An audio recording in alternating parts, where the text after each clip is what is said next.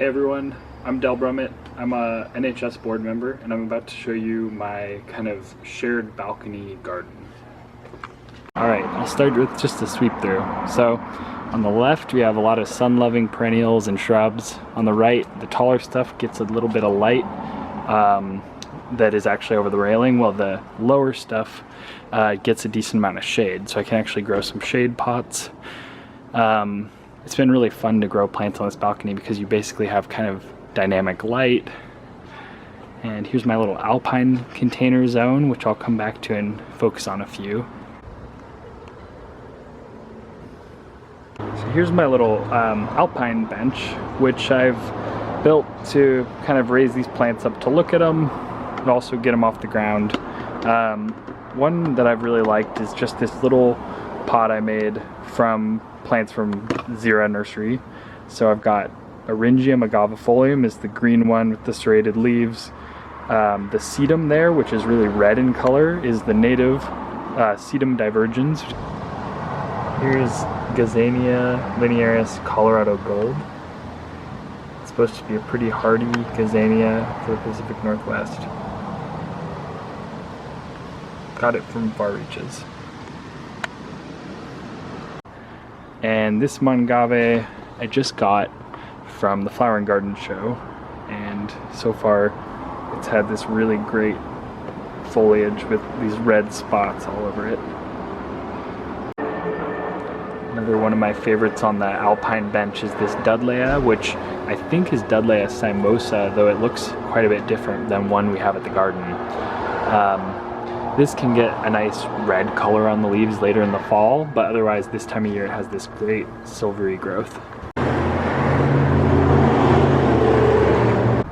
Here's one that's been a pretty fun one for a container plant, Rubus lineatus. So I actually tried to grow this in a garden, and it is a pretty aggressive plant, but in the container it works well.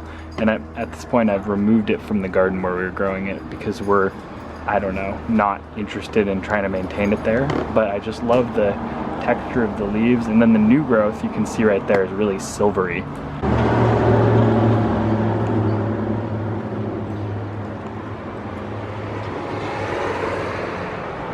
It's a little wild, but what I tried to do here is do a pot of mostly native kind of prairie plants, though a lot of the plants come from all sorts of different places. So there in the bottom part of it with the silvery light leaves I have Agavifolium linatum, and then the purple is Eryngium speciosus, which I got from Kruckeberg Garden.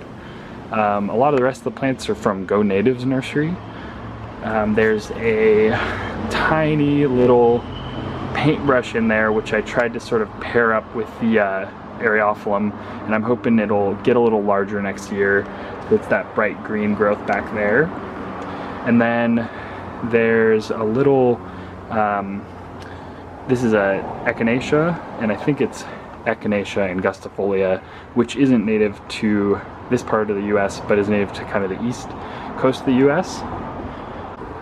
So to show off the flowers on this, I pulled it out in the middle of the path. This is Lilium Kushi Maya, which some of the parentage is from Lilium nepalense, and has this great kind of magenta interior to the bloom, and the fragrance is really smells really good and isn't overpowering.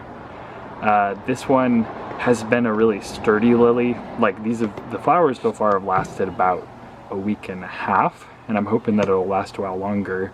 And so here I have it in a container, pretty small container. So I'd like to move it up or get it out into a garden soon. Last year it didn't bloom. I got it 2 years ago from Keeping It Green Nursery at the Flower and Garden show, I think. So that's been a great lily this year on my deck. And I've grown a few other lilies, but they're all gone at this point, the Martigons and a couple others. Alright, thanks everyone for joining.